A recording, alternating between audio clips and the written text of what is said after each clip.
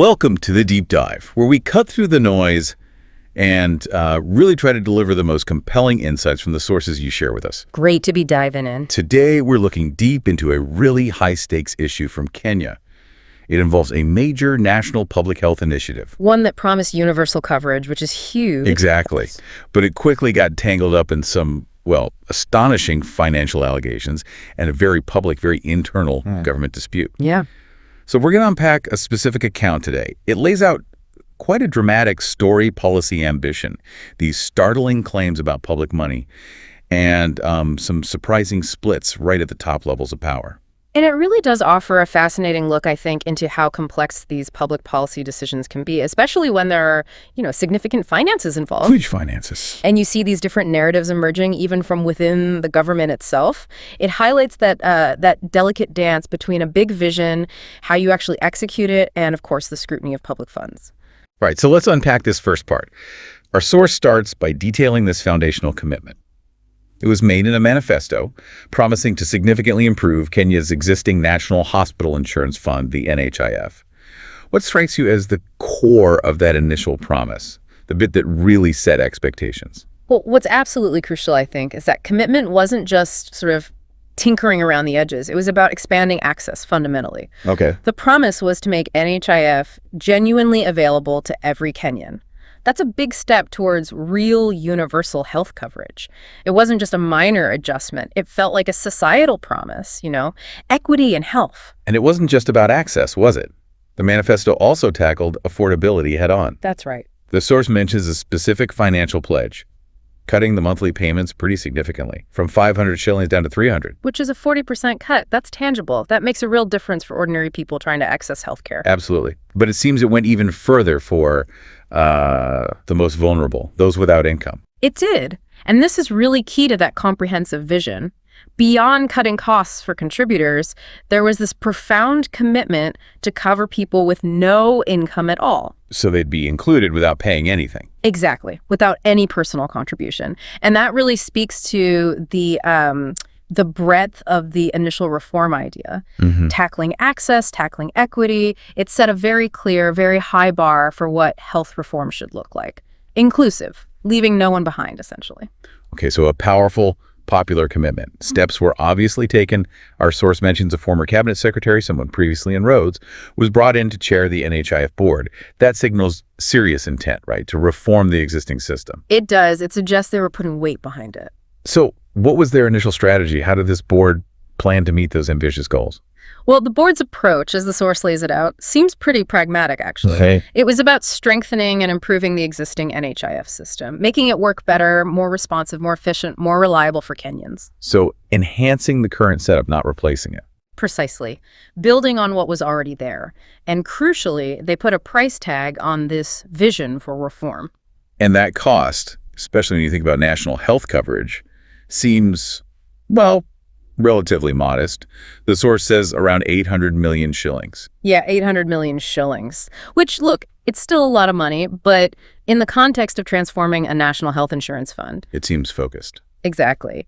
It represented a plan to optimize, to upgrade, to make NHIF fit for purpose within that existing framework. It aligned with that initial manifesto idea of improving NHIF. Okay, so that sets a baseline. 800 million for improvement. It set a benchmark, a focused, kind of cost-effective reform plan. Right, but here's where the story takes a really sharp turn. A pivotal one, you could say. Our source details President William Ruto introducing what seems like a completely different approach. He apparently set up his own team of advisors. Working directly out of State House, yeah. Exactly. Yeah. Operating in parallel to the established ministries, maybe even bypassing them to some extent. What was the thinking behind that, and what did this new team cook up? Well, creating a separate advisory body like that, right at the center of power, often signals a couple of things. Maybe a desire for more direct control, or perhaps a feeling that the existing structures are too slow, maybe even compromised. A fast track. It could be.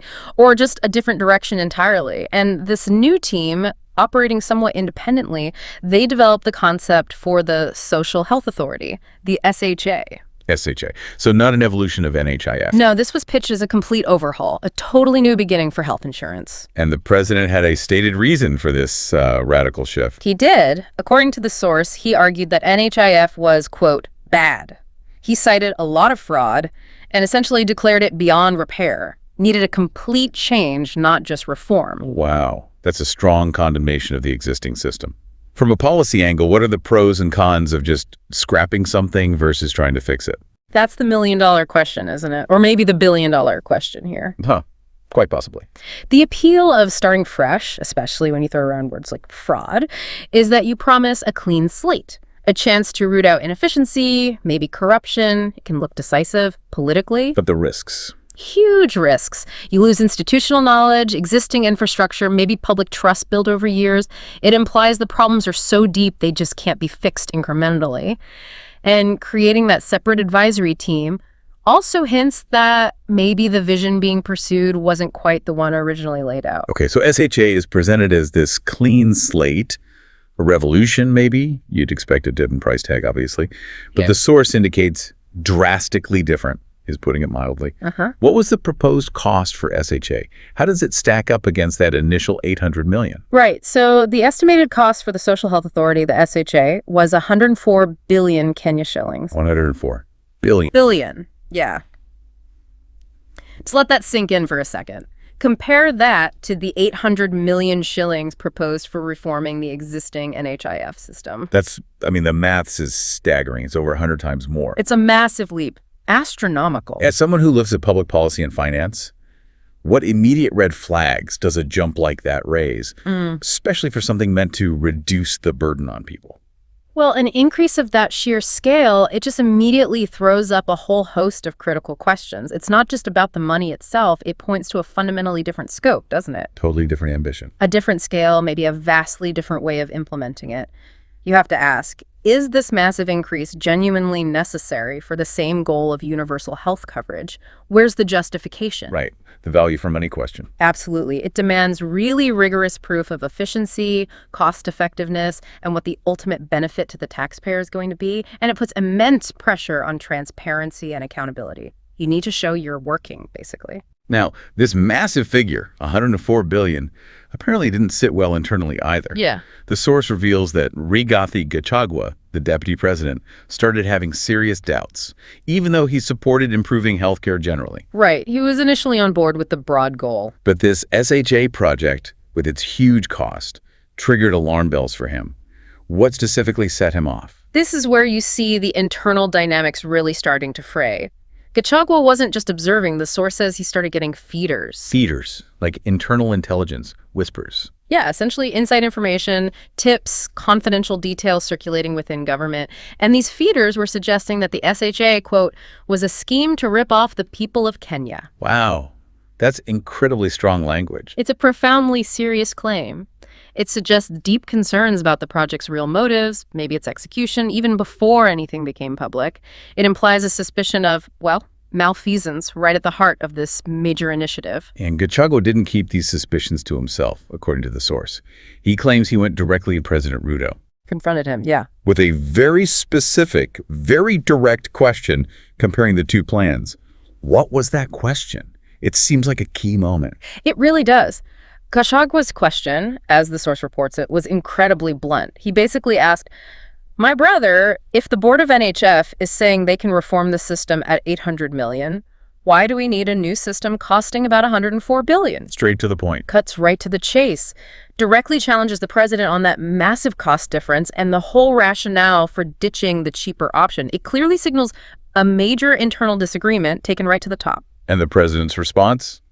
Allegedly. Also direct, apparently, but perhaps dismissive.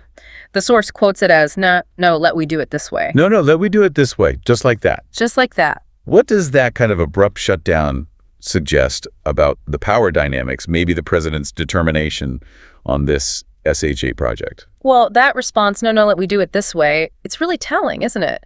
It suggests a firm decision had already been made, non-negotiable. End of discussion. Pretty much. It seems to shut down further debate on the financial merits, at least between those two.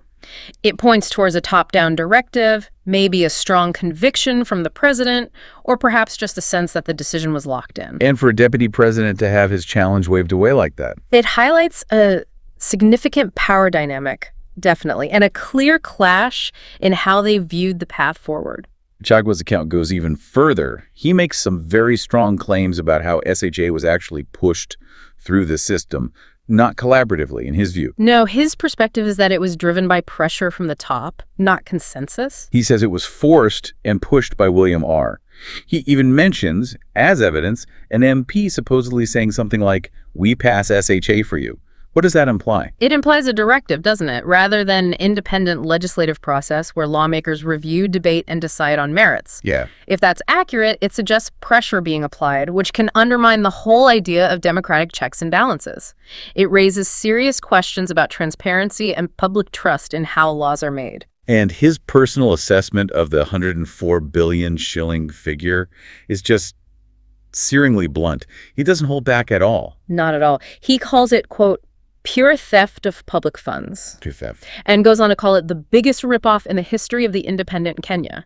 He even puts a number on the alleged theft. He does. He claims, according to the source, that 103 billion shillings had been stolen by William Rutt and Company. 103 billion stolen. That's an incredibly specific and grave accusation. It is. These aren't just policy criticisms anymore. This is a direct accusation of massive criminal activity leveled by the deputy president. And he explicitly links it to the president, referencing that MP's comment, "We passed you a calm," suggesting the president was the driving force behind what he sees as theft. Yes, in Gachagua's telling, the responsibility lies squarely at the top. These are, frankly, explosive allegations, especially coming from inside the government, from the second highest office. It signals a profound internal rupture. Absolutely. It's highly unusual for this level of dissent and direct accusation to spill out so publicly. It underscores the immense scrutiny these huge public spending projects attract, especially when costs balloon like this and when there's vocal internal opposition. And we should be clear. Again, we're reporting these claims as they appear in the source material.